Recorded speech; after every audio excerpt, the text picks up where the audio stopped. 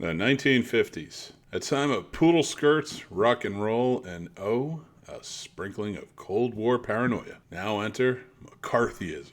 Nope, McCarthyism wasn't a popular dance craze, but rather a witch hunt heavily rooted in political agenda and favors. All spearheaded by our main man, Senator Joseph McCarthy. And they were hunting communists, so they say.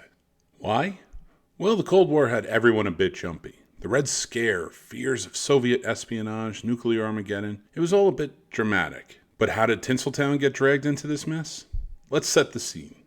Hollywood, land of dreams. But in the 1950s, also the land of subpoenas. Yep, the House Un-American Activities Committee thought Hollywood was going all red under its bed. Stars, writers, directors, no one was safe. Many were called to testify.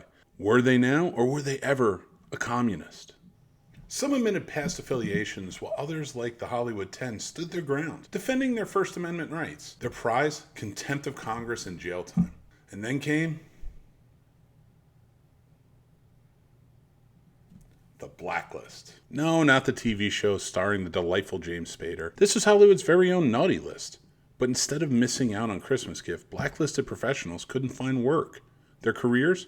Virtually obliterated. But Hollywood is a crafty place. Some wrote under pseudonyms, like Dalton Trumbo, who even won Oscars under a fake name for movies like Spartacus. Talk about ghostwriting. Here's a little-known, not-so-fun fact about McCarthyism. Did you know that legendary actor Charlie Chaplin was accused of communist ties? The little tramp had to take a little trip out of the country. So what's McCarthy's legacy in Hollywood? A reminder of a time when fear clouded judgment and cost many their livelihoods. But it also showed Hollywood's resilience. McCarthyism eventually lost steam, especially after McCarthy's own antics got him censured by the Senate.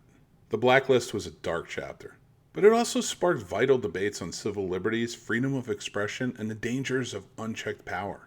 Appreciate you guys watching at home. And listen, next time you're watching a classic flick from the 1950s or before, just remember the untold stories, the resilience and the battles off screen. Because these things matter and it helps shape how we do things today and how we take in entertainment. Could you imagine if everything was controlled in that way? No, we stood up and we fought against somebody trying to censor us. Even today, we see the remnants of things like the McCarthy era and how we see the Senate going after things like TikTok and other apps. Now, I'm not saying there's not bearing in going and having hearings like that, but censorship is a real thing that we have to worry about. And although McCarthyism isn't the start, using fear as a way to get over on people, it still echoes today, and we still see it all the time. So it's important to learn this stuff. Thank you so much for joining Snobs Film History. Hopefully you guys are enjoying it. Go check out other episodes. Make sure to hit like on this video. It helps us go a long way. Hit subscribe to the channel and that little bell because then you'll know when new episodes of Snobs Film History and so many more are coming out. Thanks again. I'm Mick Manhattan. Remember to be kind, stay groovy, and I will talk to you guys very soon.